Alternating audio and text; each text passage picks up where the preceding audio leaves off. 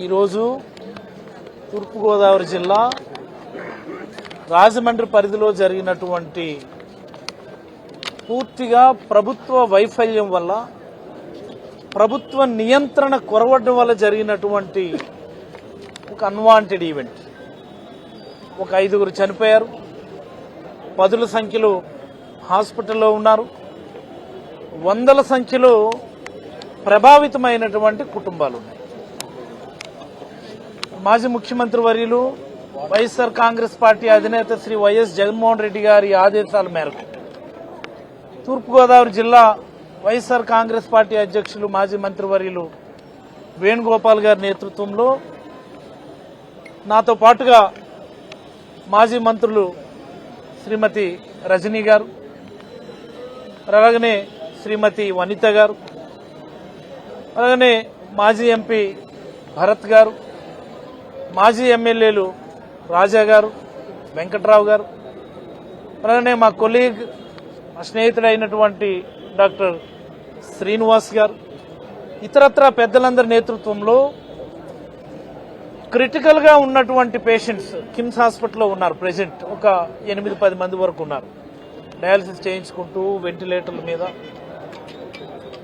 వాళ్ళ కుటుంబాలని ఓదార్చాలని జగన్మోహన్ రెడ్డి గారి తరఫున వాళ్ళందరికీ కూడా భరోసా ఇవ్వడం కోసమని మేమందరం కూడా రావటం జరిగింది. జరిగినటువంటి సంఘటన తరువాత జరిగినటువంటి పరిణామాలు కూడా మీకు అందరికీ కూడా విదితమే. ప్రభుత్వ స్పందన ఎంత నామమాత్రంగా ఉందో కూడా మన అందరం చూసామా. మీరు ఒకసారి గమనిస్తే ఈ రాష్ట్రంలో ఏ సంఘటన జరిగినా సరే,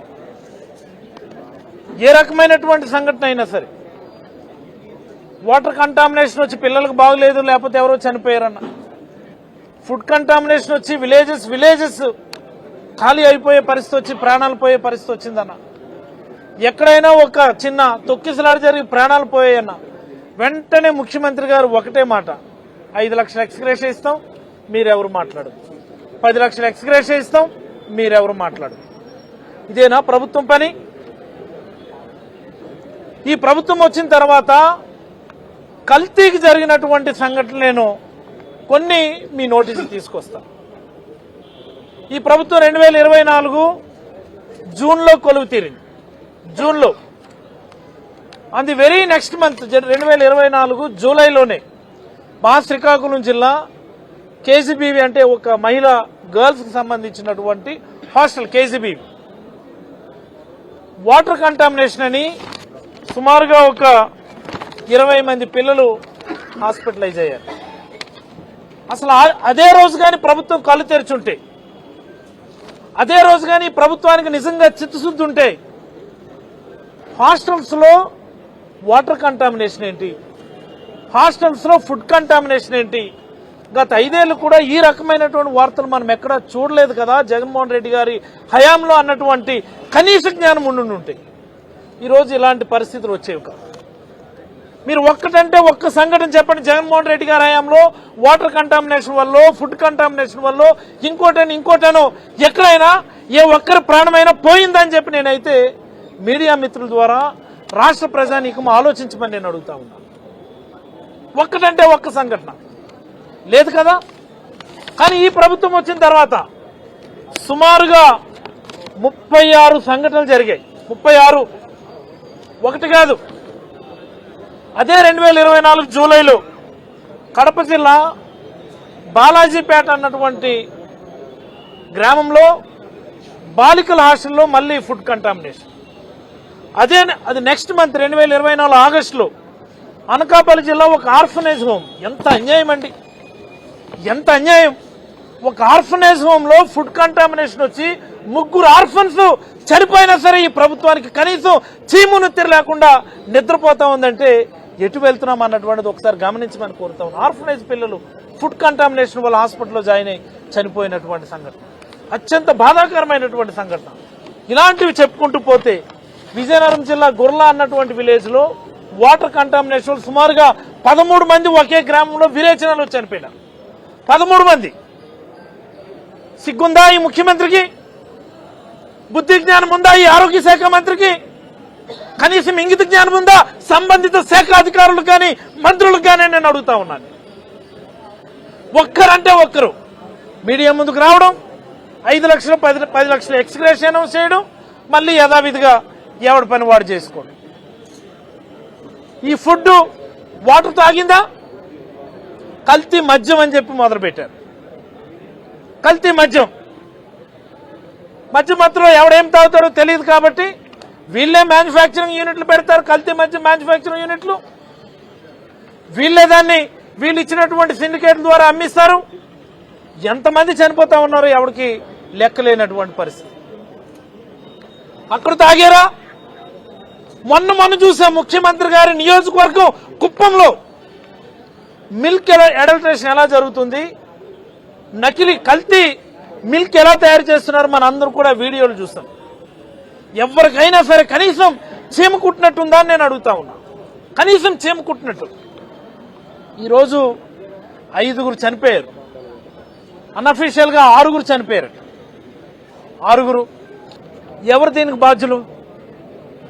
మొన్ననే చూసాం మీ సొంత నియోజకవర్గంలో కల్తీ మిల్క్ ఎలా తయారు చేయడం, సింథటిక్ మిల్క్ ఎలా తయారు చేయడమో చూసాం మనందరం వీడియోలు. ఎవడన్నా అధికారి వెళ్ళి పరీక్షించడం చూసామా?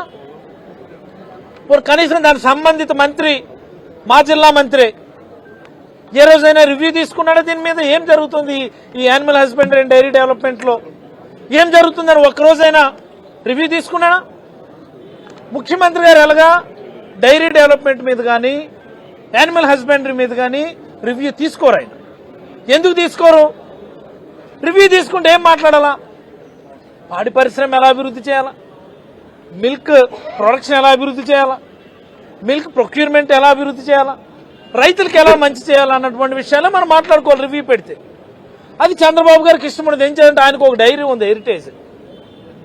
ఆయనకు ఒక డైరీ ఉంది కాబట్టి ఏ రోజు కూడా ప్రభుత్వంలో ఉండాల్సినటువంటి ఈ డిపార్ట్మెంట్లో ఉండాల్సినటువంటి బేసిక్ కాన్సెప్ట్స్ వాటి గురించి ఆయన పట్టించుకోడు.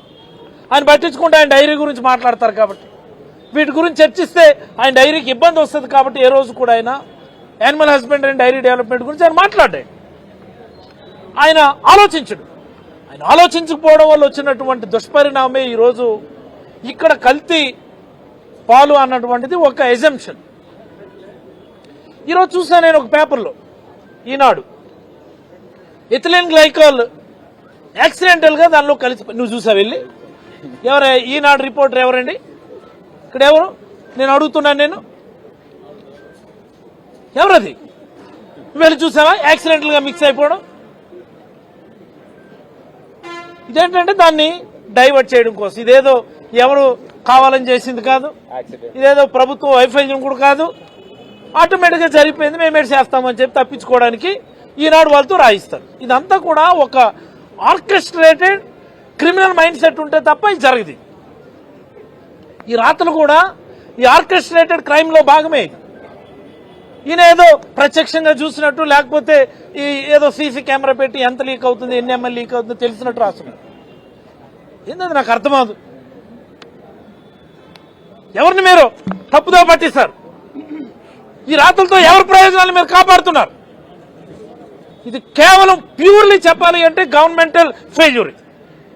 నియంత్రణ లేకపోవడం వల్ల, కంట్రోల్ లేకపోవడం వల్ల, ఇంట్రెస్ట్ లేకపోవడం వల్ల, ప్రభుత్వం మీద ఈ ముఖ్యమంత్రికి పట్టు లేకపోవడం వల్ల జరిగినటువంటి దుష్పరిణామాలను నేనైతే అభిప్రాయపడతా ఉన్నా.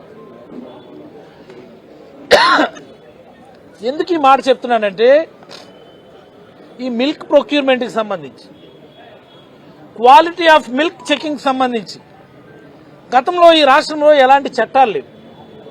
అంటే ఎవరికి నచ్చినట్టు వాడు మిల్క్ ప్రొక్యూర్మెంట్ చేసుకోవచ్చు, వాడికి నచ్చిన రేట్ ఇచ్చుకోవచ్చు. క్వాలిటీ చెకింగ్ సంబంధించినటువంటి ఒక యాక్ట్ కానీ చట్టం కానీ ఈ రాష్ట్రంలో లేదు. దీన్ని గమనించి జగన్మోహన్ రెడ్డి గారు ఒక చట్టం తీసుకొచ్చారు, milk procurement act. Milk procurement act అని. ఈ మిల్క్ ప్రొక్యూర్మెంట్ యాక్ట్ లో మిల్క్ ప్రొక్యూర్ చేసేటటువంటి ప్రతి వ్యక్తికి కూడా లైసెన్స్ ఉండాలి.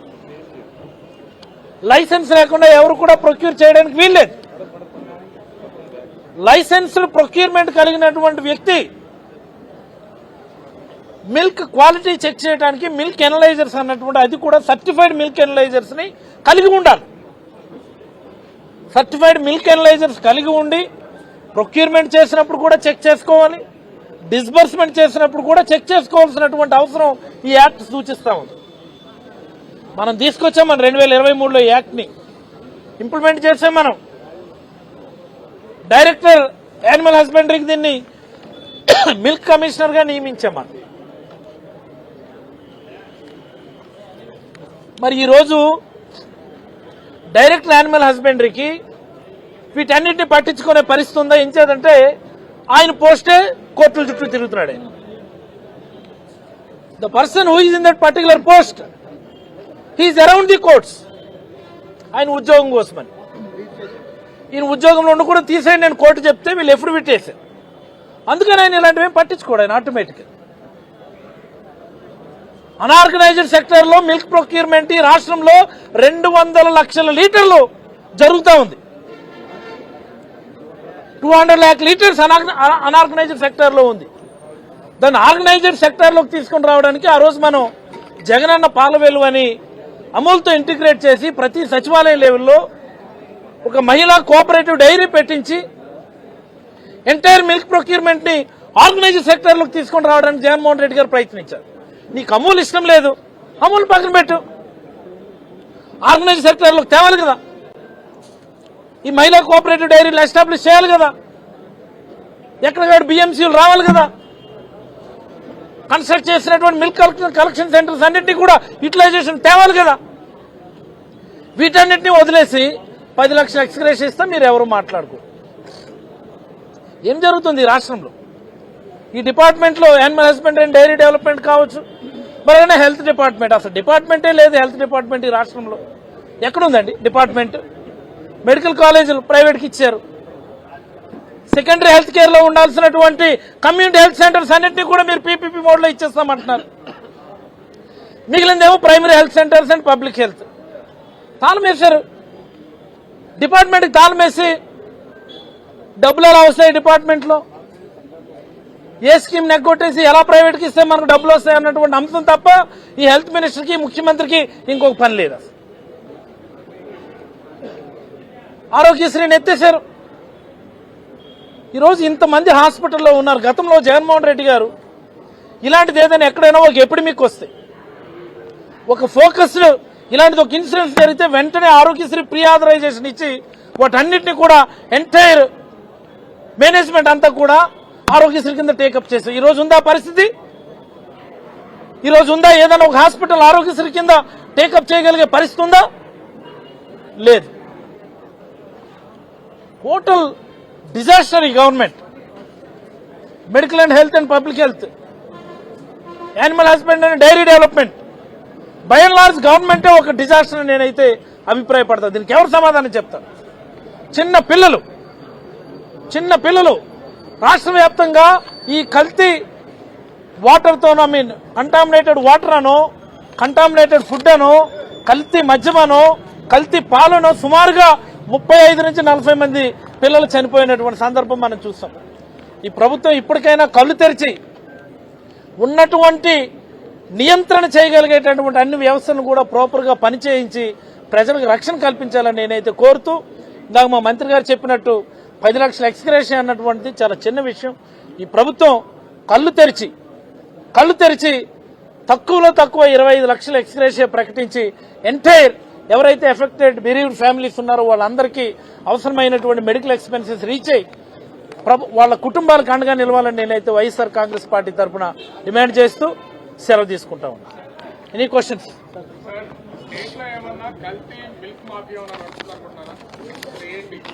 ఎందుకంటే చాలా చోట్ల కుప్పం గురించి ఎక్స్ప్లెయిన్ చేశారు.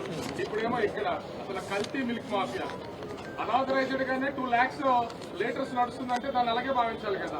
ఏం చెప్తారు దీని మీద? ప్రభుత్వం ఏమో ఇప్పుడు ఉన్నటువంటి మంత్రులు, ఎంపీలు, మాజీ మంత్రులు వాళ్ళు చెప్తున్న ఒకటే, కల్తీ అంటేనే వైసీపీ తప్ప ఎవరు చేయరని. మీరేం చెప్తారు చెప్పండి సార్? వాళ్ళు మాట్లాడే మాటల్లో కల్తీ ఉన్నప్పుడు ఇలాంటి కల్తీ మాటలు తప్ప మరొకటి రావు. మీరు ఎప్పుడైనా జగన్మోహన్ రెడ్డి గారి హయాంలో కల్తీకి సంబంధించినటువంటి ఒక్క వార్త మీరు చూసారని నేను అడుగుతా ఉన్నా. జగన్మోహన్ రెడ్డి గారి మీద నిరంతరం వ్యతిరేక వార్తలు ప్రచురించినటువంటి ఎల్లో మీడియా ఆంధ్రజ్యోతిలో కానీ ఈనాడులో కానీ TV5లో కానీ వాళ్ళైనా సరే ఏ రోజైనా ఇలాంటి కల్తీ వాటికి సంబంధించిన వార్తలు వచ్చినాయని నేను అడుగుతా ఉన్నాను. ఈరోజు కల్తీ లడ్డు అని ఇన్ని మాటలు మాట్లాడుతున్నారు. ఎవరి హయాంలో జరిగింది ఇది? చంద్రబాబు గారి హయాంలోనే కదా.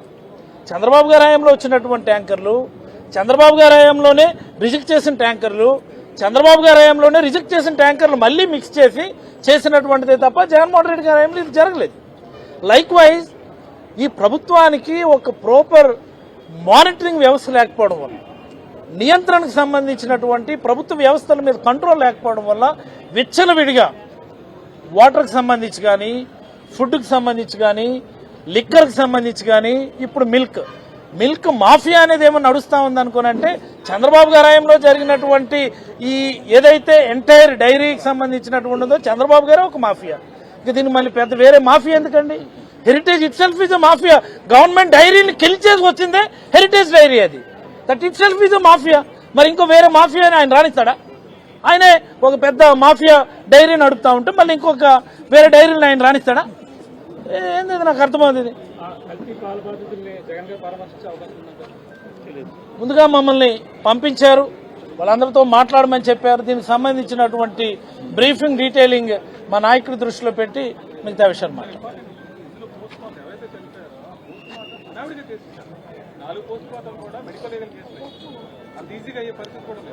యాక్చువల్లీ పోస్ట్ మార్టం శాంపిల్స్ అన్నటువంటివి చాలా ఇంపార్టెంట్, క్రూషియల్ రోల్ ప్లే చేస్తాయి. యాక్చువల్గా ఈ వీళ్ళకి సంబంధించి ఎందుకు వాళ్ళందరికీ కూడా అక్యూట్ రీనల్ ఫెయిల్యూర్ అంటే కిడ్నీస్ ఫెయిల్ అయినాయని చెప్పడానికి, బ్రతుకున్నప్పుడు మన డయాలసిస్ చేయాల్సిన సందర్భంలో బయాప్సీ చేయడం టెక్నికల్గా డిఫికల్ట్ కాబట్టి, బ్లీడింగ్ కాంప్లికేషన్స్ వస్తాయి కాబట్టి డయాలసిస్ చేస్తున్నటువంటి వాళ్ళకి అటాప్సీ శాంపిల్సే మనకి మోస్ట్ ఇంపార్టెంట్ రోల్ ప్లే చేస్తాయి.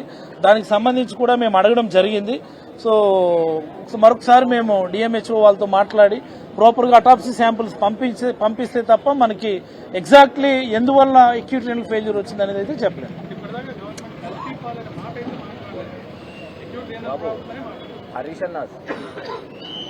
అడల్టరేటెడ్ మిల్క్, డెలిబరేట్ అడల్టరేషనా, వాంటెడ్ అడల్టరేషనా, యాక్సిడెంటెడ్, దాన్నేమో యాక్సిడెంటెడ్ అడల్టరేషన్ అని చెప్పి మారుస్తా ఉన్నారు. అది దట్ ఇస్ నాట్ యాక్సెప్టబుల్.